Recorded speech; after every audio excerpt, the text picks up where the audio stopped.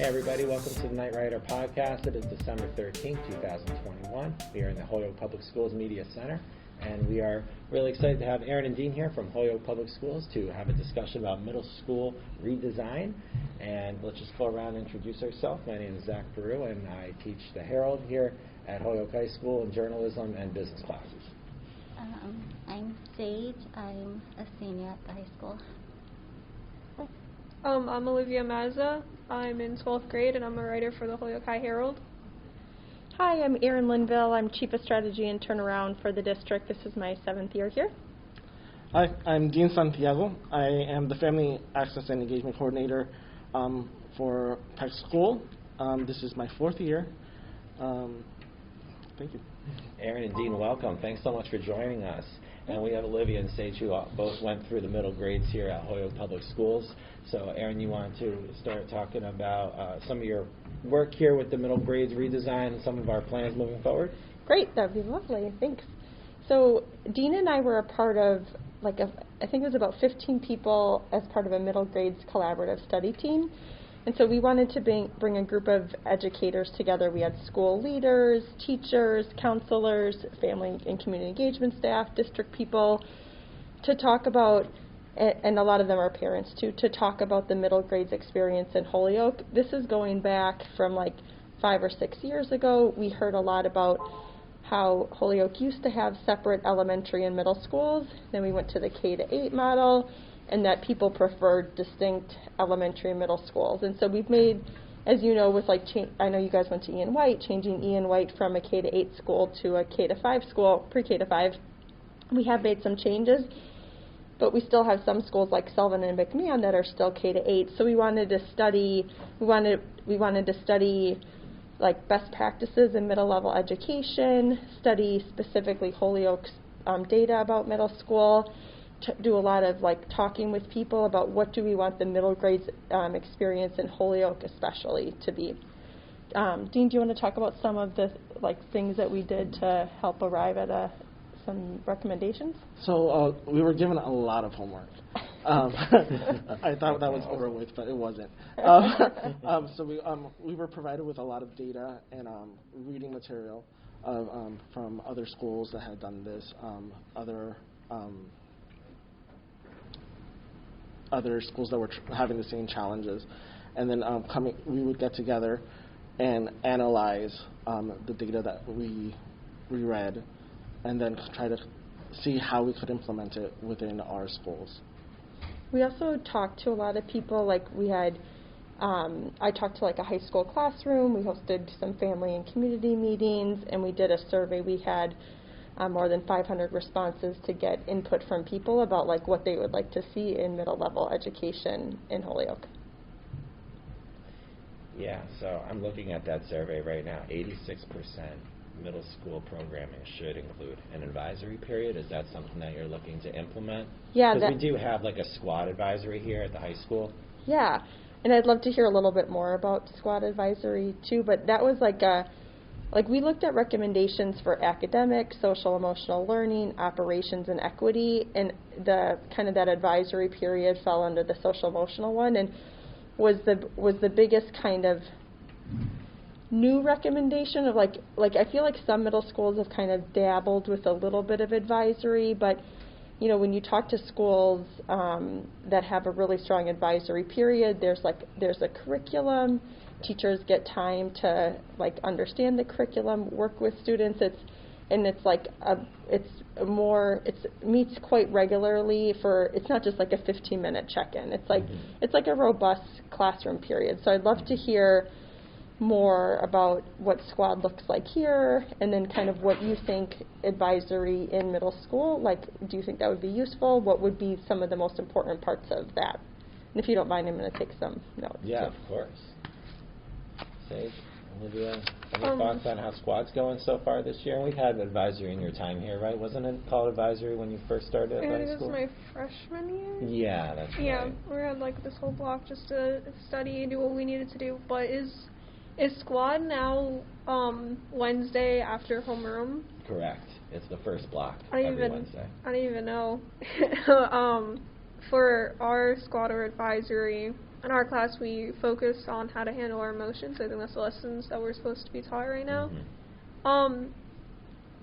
But I think all of us know how to already handle our emotions, so most of the time it's just people either on the computer doing schoolwork that they need to get finished or homework that they didn't do the night before, rather than doing the learning plan, because we're just not really interested in it because we've already had many years to understand our emotions and how to filter them and how to handle them. What do you think? So, how's it going for you this year with squad first block every Wednesday? Yeah, totally agree. For me, personally, I tend to keep my emotions down deep in the rabbit hole. Comes out through your writing, though, right? Yeah. Thinking back on your middle school experience, did you have anything like advisory, or do you feel like there would be value in kind of when we were hearing about having an advisory period in middle school? There were a lot of things. Some was about kind of mental health and social emotional learning. Some of it was about college and career, just like exploration. And then other parts of it was kind of like about, I know some people here have done AVID, like kind of like study skills, kind of learning how to be, kind of best practices in being a good student, and then just having that kind of smaller community where you can, like, they're your people. So those were a lot of the driving factors behind the recommendation for advisory. I'm curious, like, did you have anything like that in your middle school experience? Do you think it would help middle school students here in Holyoke? Do you want to go first, or? I don't think we had that. Yeah, I think it would be beneficial because I think in our school we didn't really have that. And I know Tuesdays and Wednesdays for G Block, there's a teacher named Miss Belden, and she let us talk to freshmen in the freshman seminar because they had recently just come from middle school because of COVID. And we asked them what was something that could have been beneficial to learn while you were in middle school, and they said more about high school because they felt like they weren't really prepared and set up to transition, and what middle school tells you versus what high school is actually like is very different. Yeah.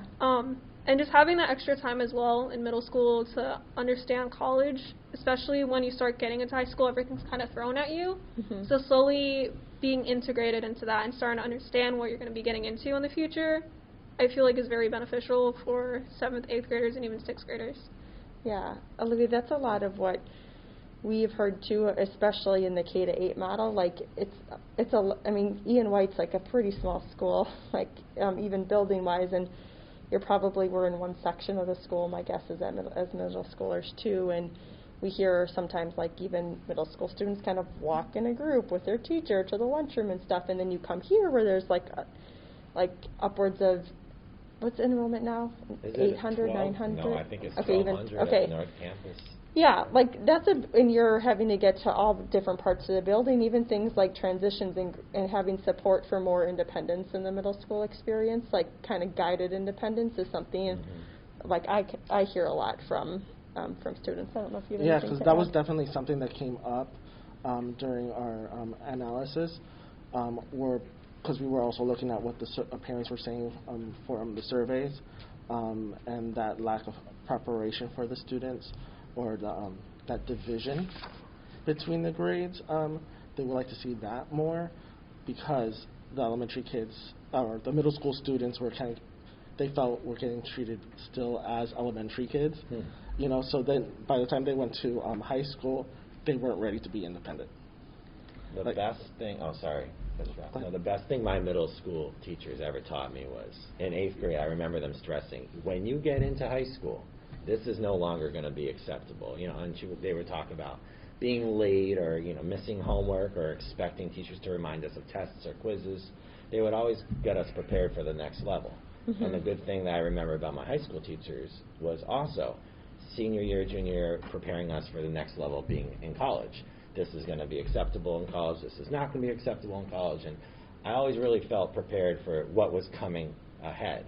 And I don't know if you feel that you got that preparation when you were in middle school.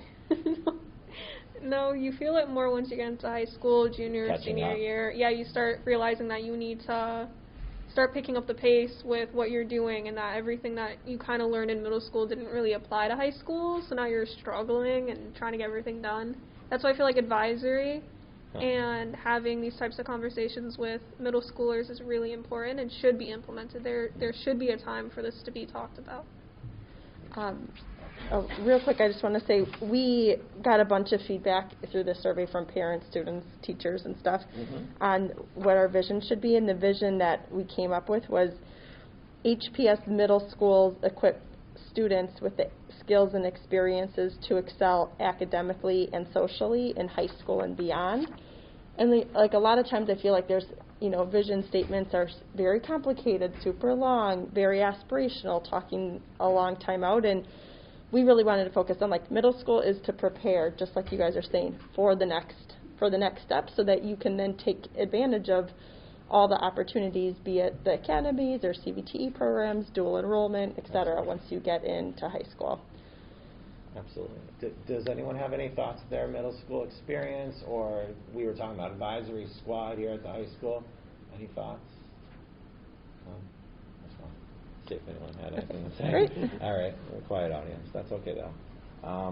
Anything else that you wanted to? I had some questions about some of the survey results, but if you want to add anything before that, that's fine.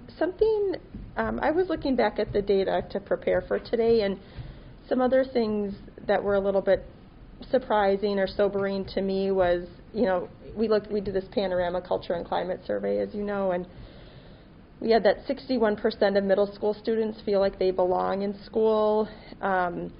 Less than half of middle school students are on track for high school, and that only 21% of students felt like middle school met their interests, like they had activities and opportunities that met their interests. So I just feel like we've done some work around literacy. I feel like we've done a lot of work at the high school level with more opportunities, and that data for me just kind of reinforced like middle school right now is kind of this like forgotten middle, forgotten grades that like do deserve more attention. It's like such an important time in kids' development. Absolutely.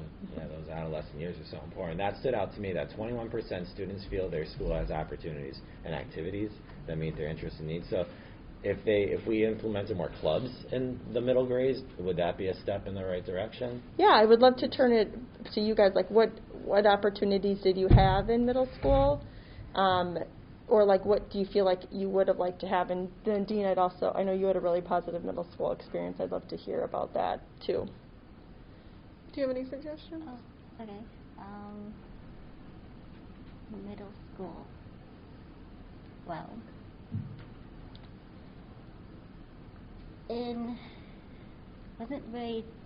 at my school, it wasn't very like diverse in race and sexual orientation, stuff like that. And like you said, middle school is kind of like the forgotten grades. Mm-hmm. And when I look back, it's like it wasn't the greatest. And a lot of the time, it was just lectures and them telling us, you have to do this and you have to do that. And most of the time, people didn't do that.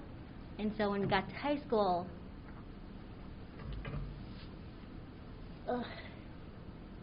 you just like kind of forget what you were taught and have to relearn everything else.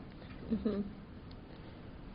Yeah, we heard a lot from students like we would like opportunities for more hands-on learning, it's more memorable and engaging. Would that have been something that, it sounds like that might have been something that, like more project-based learning at times, might have been better for your middle school experience? Yeah, there wasn't really much to do. Looking back on middle school, it was basically just your 4 Common Core classes that you need to get done. There wasn't any extracurricular activities, there wasn't any clubs, there wasn't anything interesting. And when I looked at other schools like Peck, I also didn't see that. And it's disappointing because when you look at other schools, the reputation of Peck was just for kids who were troubled to be sent there. Like, that's what we heard from our school, and that's what you heard from other schools, and it shouldn't have been like that. So that it made you want to avoid going to those schools.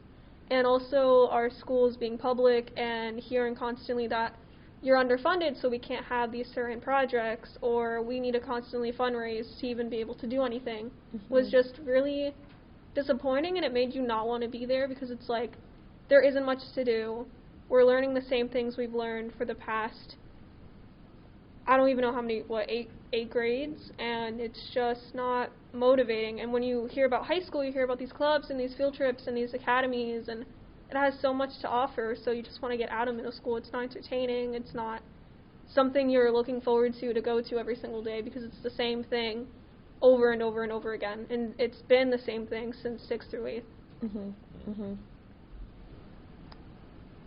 Did you want to share a little bit? I know you went to school in Florida, but you had a positive middle school experience. Yes, and I think that's what I kind of brought to the table, was because we were discussing about what the middle school experience should be.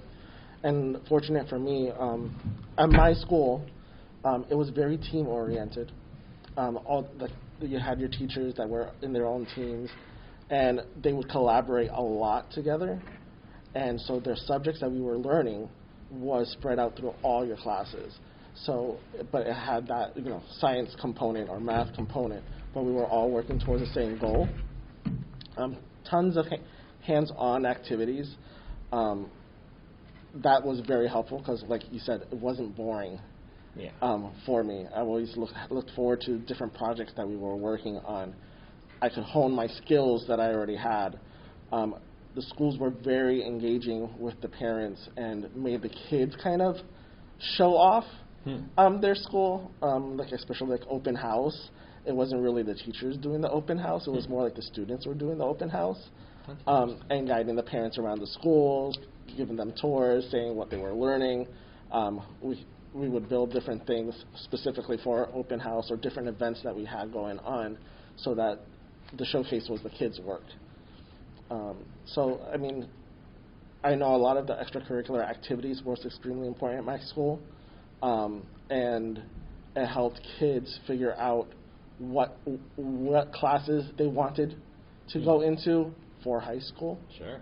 And maybe even like a major in college, right? In college. I mean, you find something that you're interested in, Absolutely. something you want to study. We used to tour colleges. Oh, wow. What else did we do? Great. The school was very involved and very engaging. Do you mind me asking what part of Florida that was? West Palm Beach. Oh, Palm Beach County Schools. Mm-hmm. Oh, great. Oh, wow. And I do want to give credit, we have made changes to middle school, and so, like this upcoming Friday, Holyoke STEM is having a STEM Beats concert. Because they have a music teacher there, which I know a lot of our middle schools haven't been able to have music. So I do want to recognize the middle schools that are making progress, but there's still a lot more progress to be made, so that students have those opportunities that you guys were all talking about. Sure.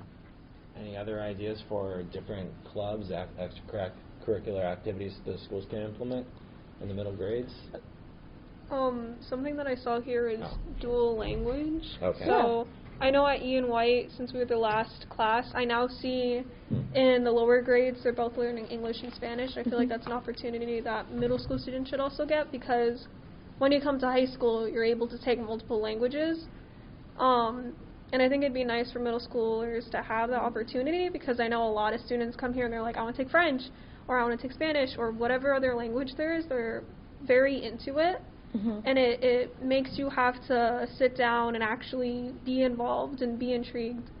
Another thing as well is the culture around the school. So Ian White originally had murals on the wall, which was completely covered, and it made the atmosphere really, not to be a downer, but it gave it a prison feeling to everything. It was very not colorful, and it didn't represent anyone's cultures, and it wasn't something that you were looking forward to going out into the hallway and look at.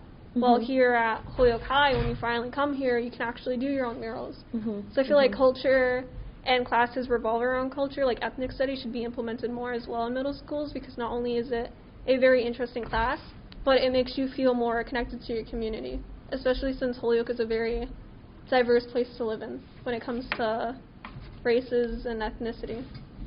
A lot of what you just said, Olivia, really resonates with me.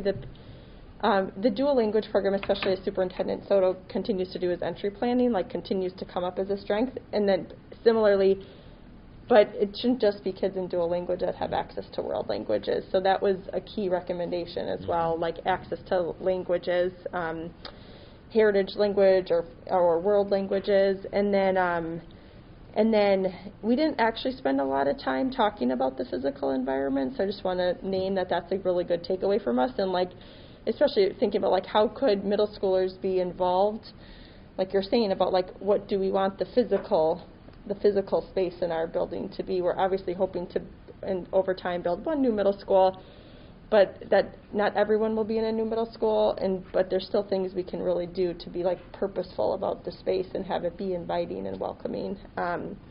With ethnic studies now, I believe it's every 7th and 8th grader except for at Veritas does get ethnic studies. So that has been, I know like Ian White was kind of like the petri dish. Yeah. I guess. I don't know. There's probably a nicer word, pilot, for ethnic studies. Oh, you're being honest, and then yeah. that has like definitely has spread. I know petri dish right now in times of COVID, though, is probably not the best analogy, but It's accurate. Yeah. I just want to say, like, I definitely heard some of that, and then also, but there's some more. I really appreciate that takeaway around like what does the physical space look like. That was in the data here. It was 75% of students say their culture and native language are respected. I mean, you could take that two ways, but I feel like it probably should be a little bit more than that we're looking for, right? Yeah. We're looking to aim a little higher than that. Yeah, and I think that's also about, I'd be curious like how when the students take that, question. I think that's also not just physical space, but like how people are treated. Yeah. It's one of the highlights, but you're right. The flip side of 75% is 25% don't feel that way. Right. No, and then I just want to say thank you for, giving us your opinions and your thoughts about these things. And I think it's very important that we keep on hearing those things from parents and from students, because that's the only way we're going to be able to change. So like the surveys that we send out, it's very important that, everyone go ahead and do that and give their thoughts out so that the changes can be made. So moving forward, I see there's two possible options for the middle grades. Option 1 is 5 through 8. Option 2 is 6 through 8. So there's no plan set in place where how you're moving forward. It's still up for debate. Is that what's happening right now? Yeah, it's been great to kind of do a road show on this question, because when we came to that recommendation, that was like early October, so 2 months ago. And now we've met with or shared the presentation with all the middle schools, teacher advisory group, school committee, and we met with principals to talk about it. And so we continue to get more feedback. Before I share like what feedback I've been getting, I would love to hear from you guys. Like, what do you feel like middle school should be, like 5 to 8 or 6 to 8? What do you feel? And a lot of us said undecided, so it's okay if undecided is the answer. I was initially an undecided, and then I've changed my mind since then. 5 to 8. What do you think some of the advantages of that would be, or disadvantages? Well, high school is 9 to 12. So 12 is like big parent, and 9 is little sibling. And 5 to 8 would be big parent, little sibling, and the 8th graders can learn to like help these 5th graders and Be a mentor, right? yeah. Thanks for sharing that. Olivia, what do you think? I like 6 through 8 just because I feel like when I look at students in 5th grade, they're still very young. They're around 9, 10 years old. Once you're in 6th, you're maybe 11. And so I feel like they should still remain at least even separated just a bit, or even if there is a school with 5th through 8 and 6th through 8, if the parents feel like they're comfortable with having their children being surrounded by much older students and they feel comfortable with that, then that's good for them. And even if there's another school that is 5th through 8 or 6th through 8, as long as they have the option. And also, since most students don't have like the voice to speak because most parents are supposed to be doing these, I feel like the parents should really sit down and speak to their children and figure out what they're most comfortable with. Because when you're in like 5th grade, you're looking up at the 8th graders and you're like, wow, you're really old. And then you're in 8th grade, and you're like, wow, you guys are really young. Like, how is this set up? Why was this like this allowed or not allowed? But like when you look back at yourself, like looking at me in 5th grade, I can't imagine myself being mixed in with 7th and 8th and 6th graders, but being in 6th grade, I'd feel much more comfortable because I'm much more older and I understand that this is where I'm headed. And then once I'm in 8th grade to high school, I'm like, this is where I'm going. Mm-hmm. Did you want to share what your opinion was? I think we have very much the similar kind of thoughts on that. Working in a middle school, sometimes, because we have 4th and 5th grade at our school, and sometimes I'll look at it and I'm like, is this kid in the right school? Like, he seems very small to be with all these older kids. And I think it can be intimidating sometimes for those little ones. And at the same time, I think it influences a lot their mental growth, because I think they're probably being exposed to older thinking a little too soon, and they need more guidance than like a 6th through 8th grade student would. Yeah, so the biggest takeaway from the collaborative study team was like either one can definitely work. It's just like it's up to us as adults to implement it well. So like it's not something to be done too quick. It's like you really need to prepare, get the right people, get the right teachers in place, build the right school culture, and either can work. The more I've talked with people over the past 2 months, though, the more 6 to 8 does seem to be a preference. And it's really, and I think even though we're making a long-term decision here, but I think I think the pandemic has kind of even reinforced even more so about the level of preparedness we would want for a 6th grade, and how for years students are going to be catching up academically and socially, and so that more and more people keep on being like, 5th graders aren't ready to be quite in that middle school environment, even though there is ways that you could make it feel like a smaller community, that to kind of take advantage of everything that people want in the 6th grade, 7th and 8th grade. Most people seem to be preferring a grades 6 to 8, but which is more traditional. I mean, I do think that either can work well. I think another advantage of being grades 6 through 8 is that the dual language program would be a strand in one of the middle schools, like a team or a house or pod. Okay. And that way, then that helps also ensure that students in the dual language program have access to the same types of enrichment or elective opportunities or specials, whatever you call them, and that if someone decides not to be in dual language, sometimes people decide to not be in the program anymore, then they don't have to switch schools. They could stay at their same school. So I think we'll hear more I know Superintendent Soto really wanted to make that decision with the school committee, so I think we're going to hear more from them about it, but it really is like a community decision and then a community discussion about how do we get to that ideal state of 2 middle schools when right now we have 11 elementary and middle schools and 9 different grade configurations. We need to have a bridge plan to get to where we'd like to be. Absolutely. Sounds good. Sounds like there's good work being done. Olivia, Sage, do you have any other questions for Erin or Dean moving forward? Plans in middle grades? I'm just happy that now the middle school is finally getting the attention that it deserves, because you're always hearing about elementary changes and it's always revolving around the younger students, but what happens to those younger students when they start getting into middle school, and how do they feel about just the rapid change of the environment? So it's just nice knowing that changes are being made and that people are putting into consideration about how these older students feel now. It's just nice to hear. Oh, good. Is there any other advice that you want to give us in terms of how to make sure middle school could best prepare kids for high school.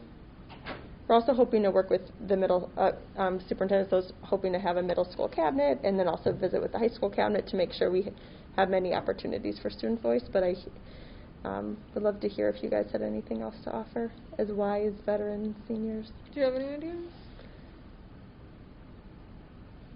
Sage has ideas. It will probably come out Like in her thinking. writing. Future articles. I don't know. Yeah, well, you've already shared a lot of good suggestions, so about like hands-on learning and extracurricular opportunities, so I appreciate that. I feel like bringing like a few high schoolers from ninth grade who have just transitioned into high school should come and speak to the 7th or 8th grade Yeah. students just to inform them what it's actually like. So that isn't going on right now? I have no idea.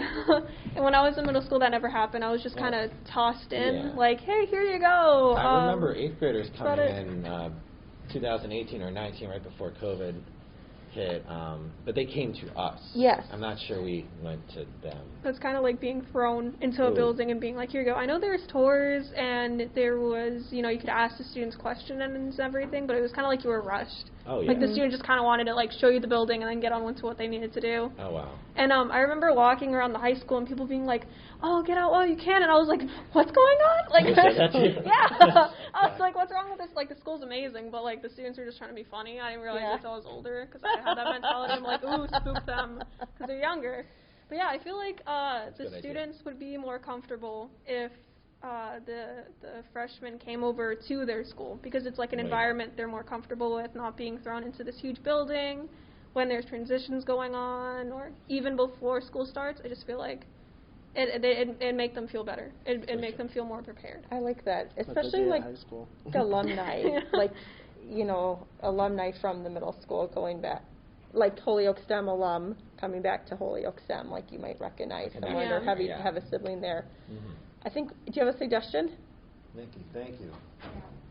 So I know that when I was transitioning into the 9th graders, Holyoke had a program called Freshman Academy, and we would all from different middle schools get together, and we would have these little classes. We have A, B, and C, and D, and then we'd have lunch, and it would take up like maybe half of the day during the summer, and it was like I think a 6-week thing.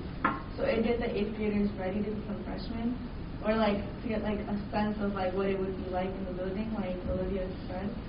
I'm not sure if we do that anymore, but I know that helps me get comfortable with my surroundings. Great. That was like the 3-day, half-day orientation before school opened, like before 10th, 11th, and 12th graders were here. It was like a 6-week. It was a whole 6-week program. Yeah, it was Okay. a 6-week program. And they called it freshman orientation, and it was just Okay. freshmen. Great. So it's like a summer program. I do remember hearing about that, and I have to admit, I feel like sometimes our summer programming is like it's not always super consistent because sometimes of funding and stuff, and I feel like I often feel like summer programming for 8th to 9th grade is a really big missed opportunity. Either we don't have it or not a lot of students take advantage of it. I don't even think we really had anything super focused on that grade span for the last 2 years, but that transition from 8th to 9th grade is like the pivotal transition in the students' like K to 12 career. So that's a really good point. Like, how are we supporting kids so that they're ready and feel comfortable? Instead of spending, I know as a freshman in high school, I kind of spent the whole first year kind of figuring it out. Oh, yeah. I made it through obviously, but you could figure it out in 6 weeks. That'd be even better. Yeah, looking back, that is a really important transition Yeah. in your whole academic career, really K through 12 and beyond. So, Yeah. Before we end, any other thoughts, Erin or Dean, before we close? I'm good. Yeah. Covered a lot. Yeah, to put a plug in for what Dean said too is like, if you if anyone sees opportunities for like attend a meeting about middle school or like do a survey about middle school, or if someone's interested in being a part of the middle school, there's a middle school building committee about building a new middle school right now. If someone's interested in being a part of those. Like, I would appreciate people reach out and just, like, even though, especially for high school students, you're beyond that, but, like, your voice is really important. You're 20 years more recent middle schoolers than me, and we want to make sure that that what we build reflects what kids today need. So I appreciate your involvement and thoughts today. Thanks for having us. Thank you very much, Erin, Linville, and Dean Santiago. Thanks very much for coming out here. And Sage and Olivia, we appreciate you joining us. And thanks for watching this episode of the Night Rider podcast. Thanks to Mike Hines for producing. We'll see you next time. Take care. Bye-bye.